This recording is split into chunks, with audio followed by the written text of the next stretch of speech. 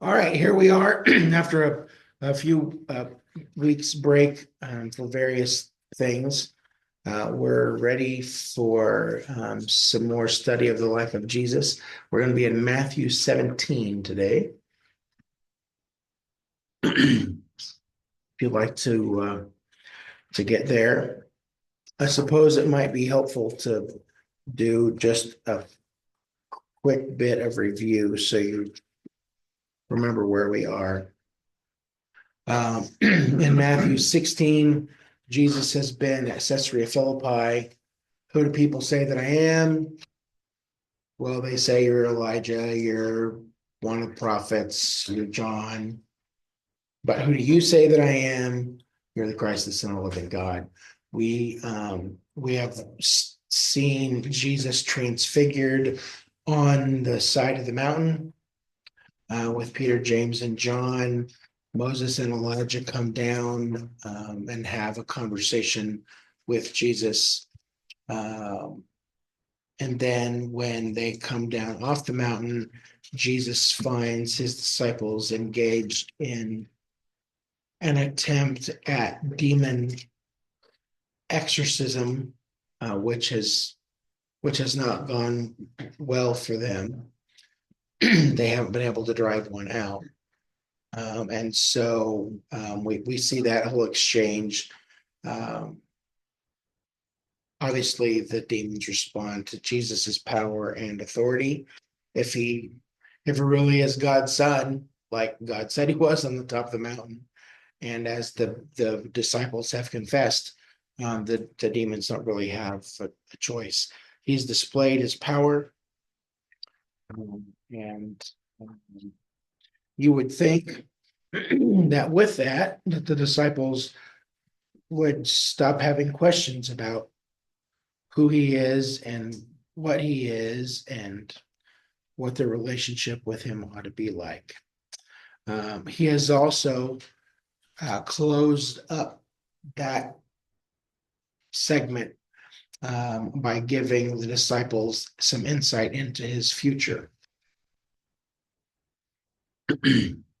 He's made it clear that he's going to go to Jerusalem. He's going to suffer at the hands of the Jewish leadership. He's going to be tortured. He'll be killed, and then the Son of Man will be raised on the third day.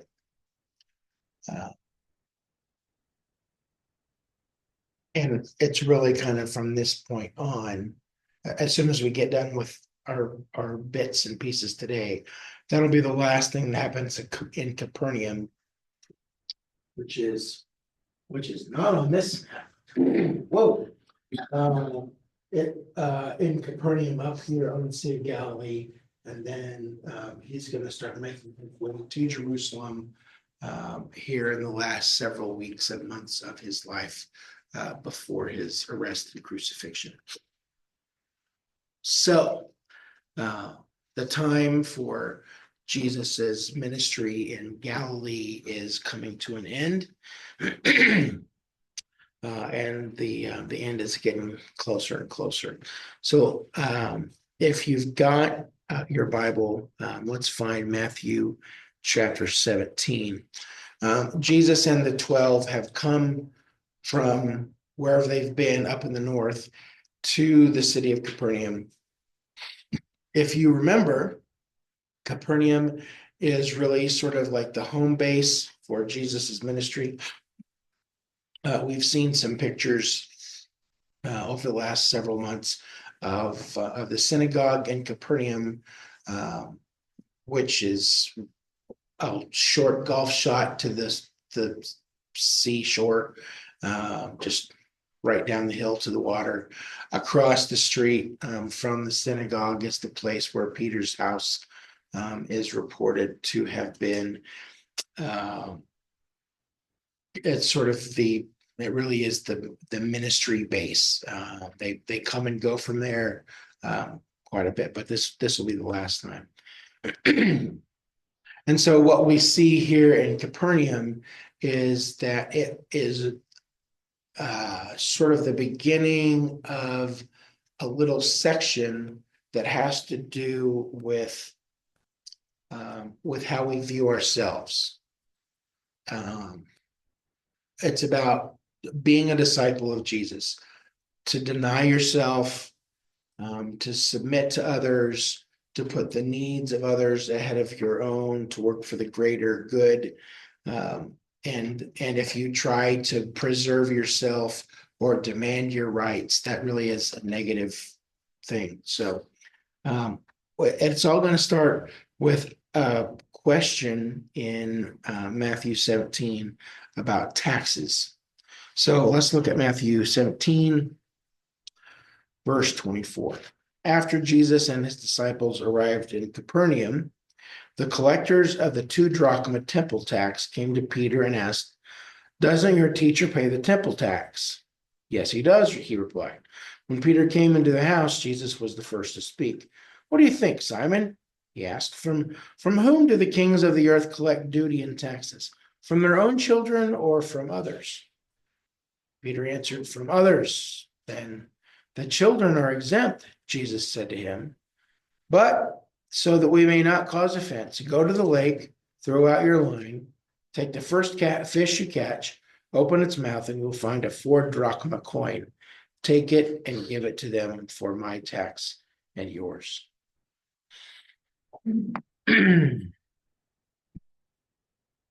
Okay, so the question comes, hey, Peter, does the teacher Jesus pay his temple tax? And the expected answer would be, yeah, he pays his taxes, right? Well, of course. And Peter answers, of course, yes, he does. Temple tax was something that every adult male who was a Jew paid.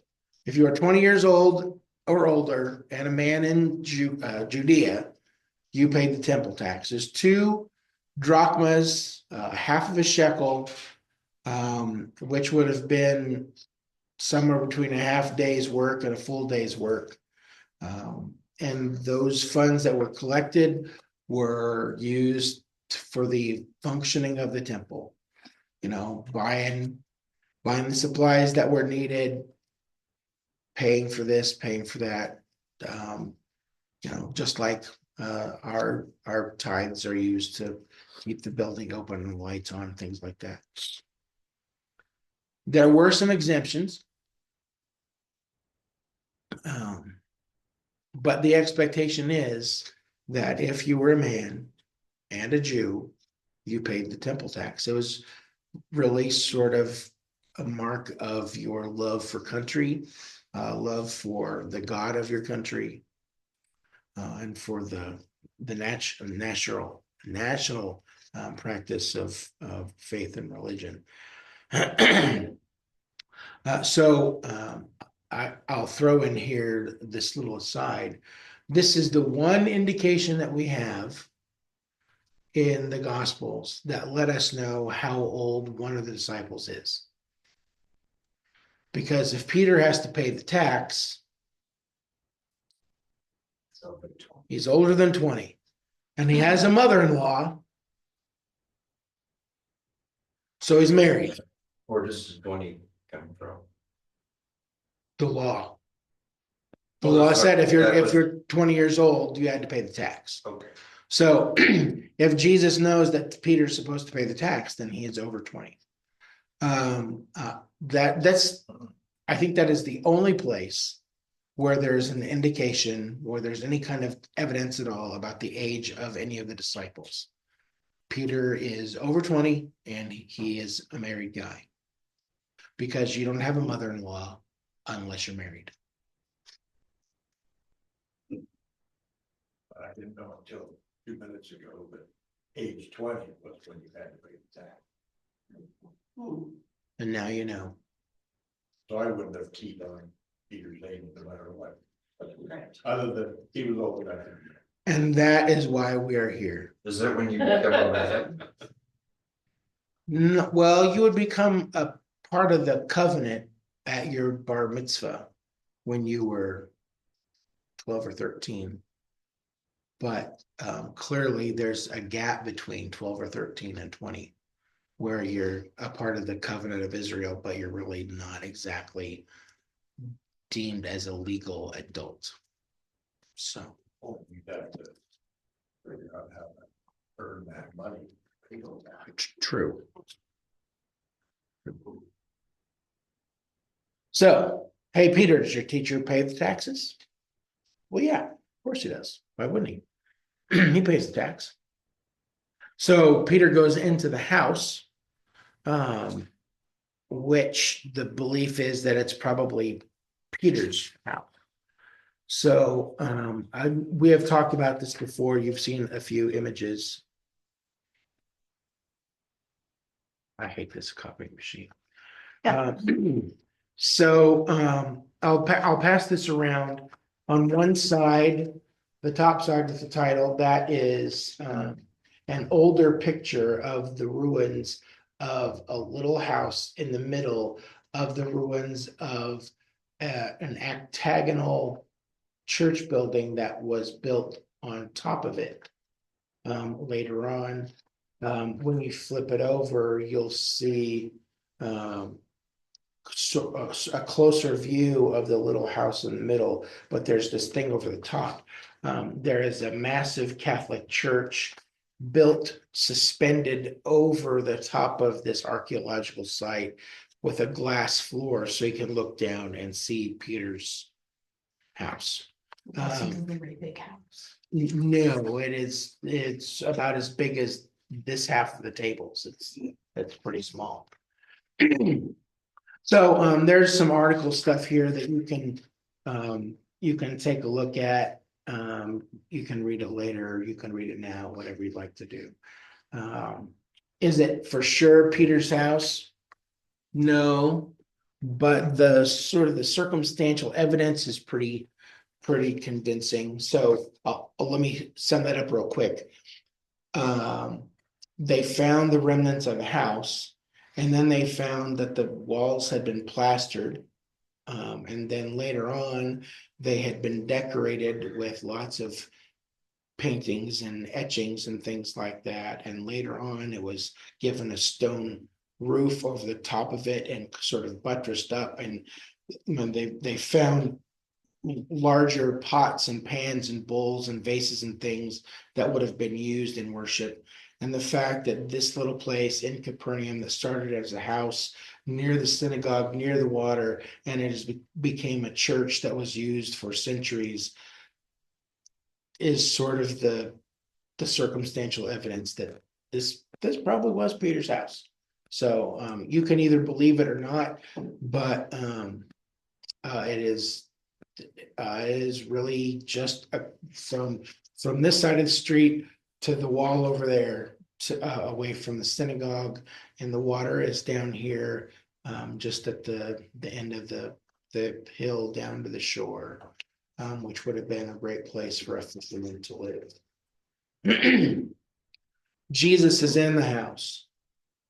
Peter comes in from this conversation with the temple tax collectors, and Jesus kind of initiates the conversation.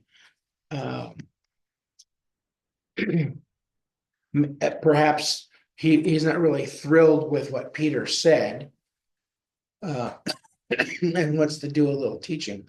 And so he takes just kind of a minute to kind of clear up some things for Peter.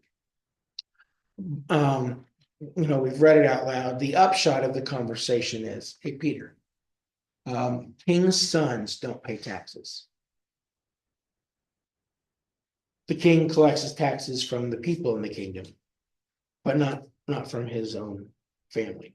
That really is the point of all of it. And since Jesus is God's son, he would be exempt from the tax, just like Peter and the rest of the disciples might be exempt as well. They're all following God. They're all working for the kingdom. They are bringing people into closer relationship with God. So it would seem reasonable that they might be exempt. But then we learned something kind of about Jesus's personality. He is not willing to cause a problem, at least on this matter. To keep from offending others. That's the word in the NIV. The Greek verb is scandalizo. He's used it before, talking about being a stumbling block to somebody else, a tripping hazard. He doesn't want people to trip over him, to get stuck at what he's doing. So Jesus will pay the tax. But in order to pay it, he does it in kind of a surprising way. What's the instruction for Peter? Go fishing. Go down to the lake, which is, 30 yards from here. Take your pole and a line, throw it out. And when you catch a fish, open its mouth, and what will you find inside? A coin. A silver 4 drachma, 1 shekel coin that would have been enough to pay the taxes for Peter and for Jesus. Now, I don't know which is true. And maybe it doesn't really matter. But there's a couple options here, that Jesus either caused the coin to be in the fish's mouth. He's made money out of nothing. Or, equally impressive, Jesus knows that there is a fish in the lake that has a coin in its mouth already, and he causes that fish to be caught by Peter. Either aspect of that really is fairly powerful and shows Jesus's command and power and authority over all of everything. So which one do you think it is? We'll take a vote here. If you think that Jesus knew that there was a fish that already had a coin in its mouth, raise your hand. Okay. How many of you think that Jesus caused the coin to be in the fish's mouth somehow? Either he created it or made the fish bite it. All right, we're kind of split, and I'm just not sure it makes a difference. Either way is miraculous.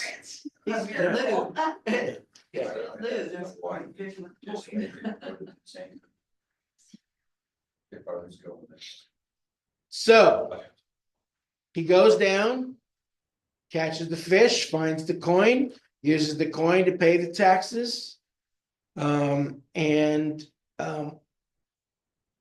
hopefully we can see how Jesus, with full rights as the Son of God, is setting aside those rights. He's not demanding his way, but he is surrendering his rights to keep others from stumbling over himself. The needs of the function of the temple are greater than his rights as the Son of God. And I believe that's the principle that Jesus is trying to lay out here for Peter and the rest of the disciples. Look, we have rights as God's children. And we have the ability to demand that our rights are acknowledged and expressed. But the needs of others outweigh our needs to have our rights. Maybe you have a better way to say that than I did. I didn't do a very good job. Seems like a Star Trek accent. The needs of the many, the needs of the one. Plus there was the guy there who was supposed to collect the tax. He wasn't necessarily believed that was. So he would expect him to pay. And when he did, he said, so he was questioning. Yeah, your teacher pays the taxes, right? And ironically, Peter had just said, "You're the Son of God." Yeah. It seemed like he, unless there was some length of time between, it slipped his mind that he moved. It would seem like there really is a principle for the followers of Jesus to pick up there. That what we want and what we deserve and what we've earned isn't always the most important thing. That taking care of others, submitting to their desires is more important. We would not want to cause somebody who is a believer to stumble all over us because we demanded our rights. Now, that this theme about self-denial and submitting our needs to others really is going to kind of continue for the next little bit. Let's take a look at Matthew 18. Doesn't Matthew have to be 20? He's collecting taxes. It's a good question. I don't know. I don't know if it's like being a bartender, where you have to be old enough to drink to pass the drink. I'm not sure. That might be. He was collecting taxes for the gold. True. Not for the True. Jews. He has a secular job, not a religious job. Right. Didn't think of that, yeah. Just- Maybe. This guy was collecting taxes specifically with the Romans. I kind of bring that up because, for all of my life, when I have pictured the disciples of Jesus, they kind of range in age from, kind of wet behind the ears, high school senior kind of a kid like John, all the way up to Peter, who I always kind of had in my mind was, sort of middle-agey, a little gray in his beard, a little salt in and pepper in his hair. And I have some preacher friends who have just absolutely insisted, no, only Peter was an adult. All the rest of them were teenagers. That's what. And it's because of this spot right here. Because the rest of the disciples, you would think, are probably with Jesus, but he only pays taxes for 2 of them. Can we really kind of make that assumption? Well, we can. Should we? I don't know if we should or not, because there is no indication where the rest of the disciples are. It may be that the rest of them are out on the boat or swimming in the lake or out to get dinner or whatever. Maybe they paid their own tax. Maybe they paid their own taxes. Maybe their dad paid their taxes for them. But I bring that up solely for to make that point, that this is the one place where we have an indication of the age of any of the disciples. Peter's married and he's over 20 because he has to pay the tax. I may have scaled down my view a little bit. I'm not sure that any of them were middle-aged, but to think about them being 16 and 17-year-olds to do what they did, I'm just not sure if my brain can get around that or not. Younger certainly would have been better. Because it would allow them. They'd have a lot more freedom. Longer time. Yeah. After Jesus was gone to spread the word. True. Have you ever heard of Ray Vander? Yep. So I watched his series of The World Kingdom, and I know he talks about them. He actually was a guest speaker at this high school. Okay. And he talks about them as being teenagers, mid-20s at the oldest, and I don't know if this came from scripture or his other studies, but that they would have been the men who didn't get to go on after their bar mitzvah to keep on learning because they didn't make the cut or they didn't have the money. So they would have been in that age range of 15 to 25, and men who would like to have gone. That was one of the reasons he called them, but I don't remember his reason that he was pretty firm on it. Well, there is that there in the book of Acts where the leaders have called them in, and the comment is made that they were unschooled, ordinary men. Yeah, That's interesting. Yeah, I know Ray Vanderland. Joan loves Ray and has seen all of his things 92 times. yeah, I tried to sign up for one of his tours once, and it was like 7 years. So, Wow. So. Came out in 85, 90, 80, He was a very old man. and he was eyewitness. Couldn't have been. I mean, he was probably pretty young when he witnessed all that stuff. If it was that late when he wrote it, it doesn't say that he died right after either. Right. So he could have been in his hundreds, early, when. The tradition has always been that John was the baby of the group, that he was the youngest one.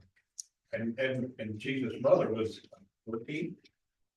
So to have 14 or 15? something like that, but I mean, so it wouldn't be unreasonable. Yeah. For those people to be pretty,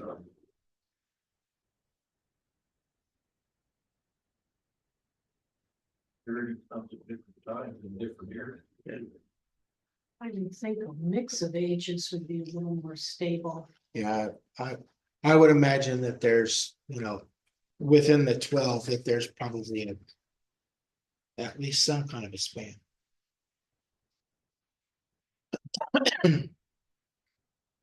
But it sort of appears that Peter is the old man of the group at 20 plus something. Somewhere between 20 and I can't even really say between that and Jesus. He may have been older than Jesus a little bit. There's just really not any indication. So I'm pretty sure we're straining gnats and swallowing camels here. All right. So as I said, this theme of self-denial and submission to the needs of others is going to continue. If you look at Matthew chapter 18, you can break it really into five sections. Verses 1 through 5, Jesus talks about becoming like a child. In verses 6 through 9, he talks about avoiding offense, not causing someone to stumble. Then starting in verse 10 and going on down through verse 14. Apparently my Bible's been reading to me out loud. 10 through 14, he tells a parable about the value of little ones.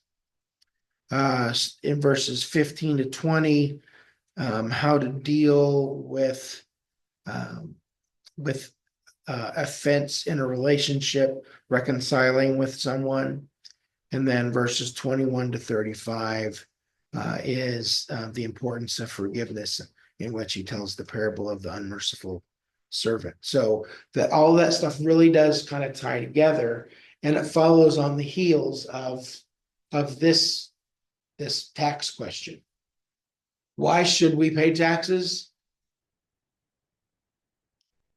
Because we wouldn't want somebody to think badly of us as a follower of God, specifically with that situation. Jesus is not going to have somebody thinking that he doesn't love God by not paying a tax. He'll do it because the needs of the function of the temple are important.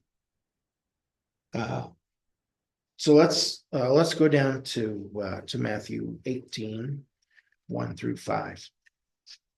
At that time, the disciples came to Jesus and asked, "Who is the greatest in the kingdom of heaven?"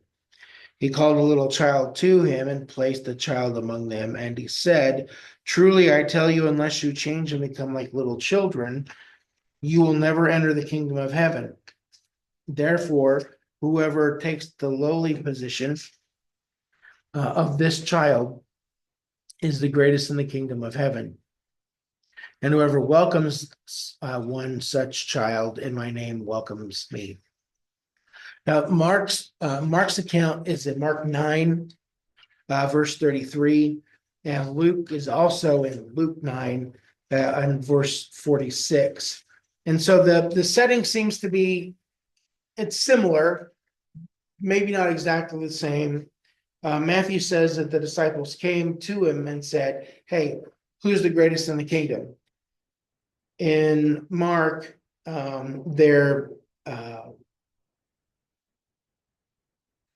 Jesus asked them what they were arguing about on the road as they were walking along. And then in Luke, it just says that there was an argument that started among the disciples as to which of them would be the greatest. Now, I got to ask the question right off the bat, with everything that they have seen and everything that they have heard and everything that they have confessed with their own mouths, the glorification and transfiguring of Jesus on the top of the mountain that some of them experienced, how is it even a thought to these knuckleheads to argue about which one of them is greatest? Who's the greatest in the kingdom of heaven? My answer would be, well, duh, Jesus is. Why are you having this conversation? It doesn't matter.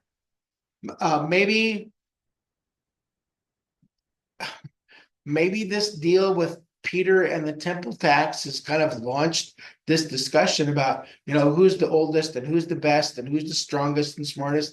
That's what happens at my house with the boys, arguing about who's the smartest and who's the fastest and all that kind of stuff. When somebody exerts a little prominence or dominance. But that's what the disciples are debating. Which one of us do you think is going to be the greatest? Well, it's probably going to be Peter. Well, I don't know. James and John are always right there. Well, what about who's the greatest? Who has more power? Who has more authority? That's what the greatest means. And so to teach his disciples a lesson, there's a kid playing nearby, whistles for him, calls him over, stands him in front of all of the disciples and said, "You see this kid? Unless you become like this kid, you won't get into the kingdom of heaven." So what is it about the child that Jesus is pointing at? The ability to burp the alphabet? Probably not. The ability to stay up past their bedtime and drive their parents crazy? Probably not. We got to think about what a child in Jesus's day would have been like. A child in that society, which is still mostly true today, would be the weakest and the most vulnerable members of society. We protect our children because they can't protect themselves. They're not very smart. They don't have very much experience. They have not got much physical power, so we protect it. That's true then and now. Unlike our current culture, children didn't have any social standing or clout or rights in that world. Now, here in Utah, where families are forever, children are just so very important to everyone. Everything has got to be for the child. Kids first, kids first, kids first. That is not the case in Jesus's day. They were more like pets or property than they were a kid. Like for us, yeah. Only the first one. When they grew up, they would have some value, but as long as they were kids, they were, sit down, be quiet. We don't want to listen to you. They are totally dependent on others for their livelihood and protection. Kids didn't have jobs. They didn't own homes. They didn't have trust funds. They then and now, children are dependent upon their parents or some adult to take care of them, to provide for them. And they had no wealth or power by human standards. Kids couldn't demand rights because they didn't have any. They were sold as slaves. They were left behind. They were replaceable. The more you had, the faster the work went in the field, but that was about the extent of their value. So Jesus brings a child with all of that thing going on, stands the child in front of the disciple, says, unless you become just like this kid, you won't enter the kingdom of heaven. Now, I've heard some preachers talk about, it's the childlike hope and faith that Jesus is pointing to, maybe. Their joy in life, maybe. Their lack of concern, maybe. I mean, it could be a lot of different things, but I think you have to look at the status of a child in that society. Jesus says, unless you change, unless you reorient your mind and your thinking, this is a significant point. Unless you change your view on this and become like this child, you won't enter the kingdom. You need to realize you have no rights. You are weak. You are totally dependent on God. Like, for example, you have to have your taxes paid by a fish from the lake. Okay, you're dependent on God to take care of your needs. You have no wealth or power, and you're then and only then are you ready to be a citizen of heaven. To be a child of God is to depend on Him and to live humbly before Him. I got no rights. I have very little value. I need somebody to take care of me. I'm totally dependent on God. When we get to that point, then we're ready to be a part of God's kingdom.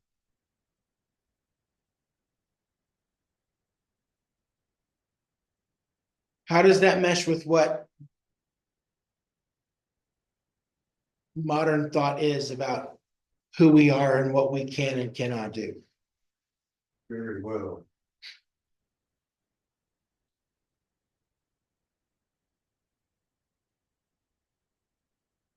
I know my rights. Don't deny me my rights. I can say whatever I want. I can do whatever I want, and I will do whatever I want, no matter what it means to you. That's sort of the American rallying cry anymore. I don't care what you think. I'll say what I want to say, and I actually kind of hope you get offended by what I say, because I'm right and you're wrong. I'm smart and you're stupid. I will make my own way in this universe. I will pull myself up by my own bootstraps. Through my own rugged individualism, I will survive. I will thrive. Tremble in my wake. That's sort of what society tells us. And Jesus says, no. If you're going to follow me, you have to realize that you are dependent on God for your daily care, for your protection, for your guidance in life. You have no power. You have no authority on your own. You can't make anything happen. You are dependent on God. And as soon as you realize that, then you're ready to become a part of the kingdom. But if you believe that you're all of that in a bag of chips, Yes. you're not in. Saying not only are you not the greatest, but with that attitude, you can't even come in the door. That's right. You and the truth of the matter would be that if that's what you believe about yourself, you won't want to. You won't want to come into the kingdom because why would you need it? I can do all things through me who gives me strength. To, coin the phrase. In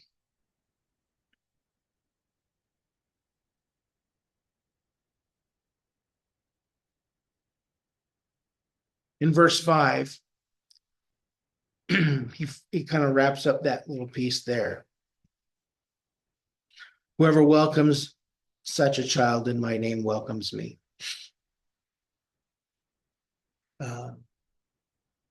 And that welcoming has to do with receiving somebody to become a part of your household, to become part of your family. You bring them in to provide for them, to protect them, to educate them. Jesus says, if you will welcome someone like this who realizes their need for God, if you will accept them,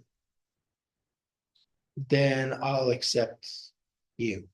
I mean, it's very much like what Jesus will say a little bit later in Matthew 25.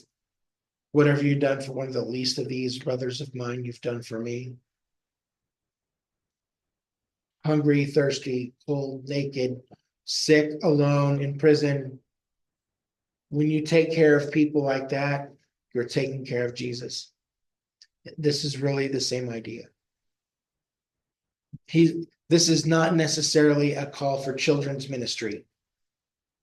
It can be that, but it's not just that. It really is about everybody that understands that they are dependent on God for what they need in life. To as we embrace them and care for them and protect them and provide for them, God is going to protect and provide and care for us.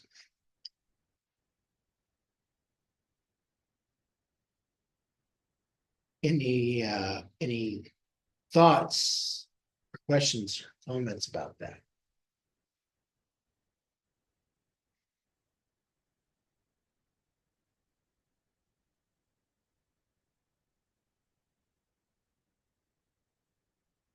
No.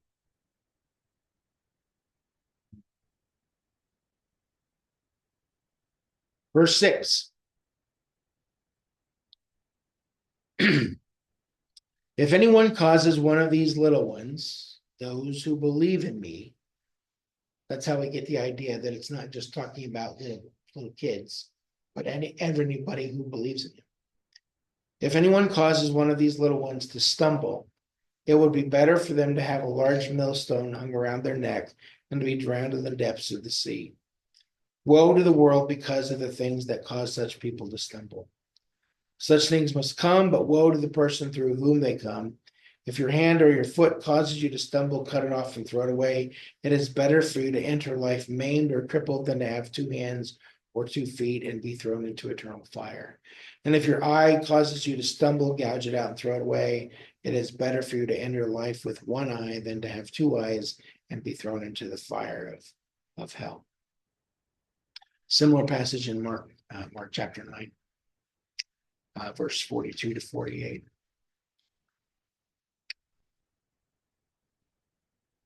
It really kind of seems like Jesus is still on this idea about not causing somebody to stumble, to not be a scandalizer, to not cause somebody to be offended. And next time we're together, we'll go into a little more detail about what Jesus says about millstones and maiming yourself. But it really does seem like the underlying principle is for those people who believe in Jesus, these ones who have recognized their need for a savior. We cannot do anything that will cause them to lose their faith or to stumble all over us. Our behavior has to be such that we won't derail somebody's following Jesus. That's a really heavy thing. I mean, you think about Christian personalities. I hate to use the word celebrities, but big shot preachers and teachers, evangelists on television who have gone down in flames because of some kind of moral lapse. If I were in their shoes, and I am, I would be very much worried about this verse. I don't want to do anything that would cause somebody to lose their faith in Jesus, to question him, to turn away from him. Whether that is embezzling funds or having an affair with the church organist, or, coming out of the closet, or, whatever the scandal might be. These words here are pretty intense. It would be better for them to be drowned in the sea.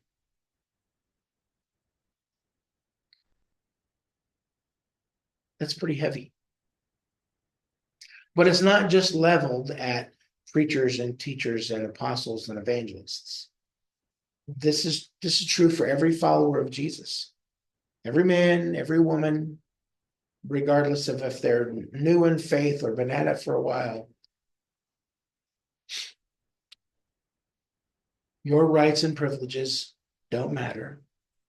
Putting the needs of others ahead of your own does matter. Don't do anything that would cause somebody else to lose their faith.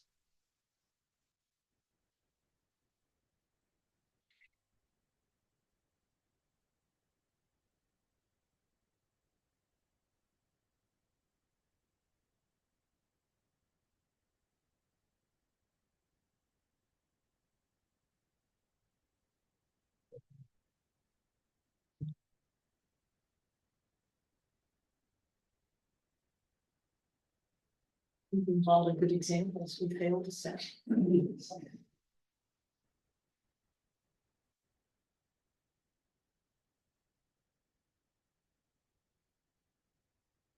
Denying yourself, taking up your cross daily, following Jesus, putting the needs of others ahead of our own. I think all of that ties right together here. So we're going to mark it here at the end of verse 9. We will pick up there the next time we're together, next Thursday. We'll see if I'm smart enough to move this over from the Zoom recording over onto to the YouTube channel. And we're going to call that good.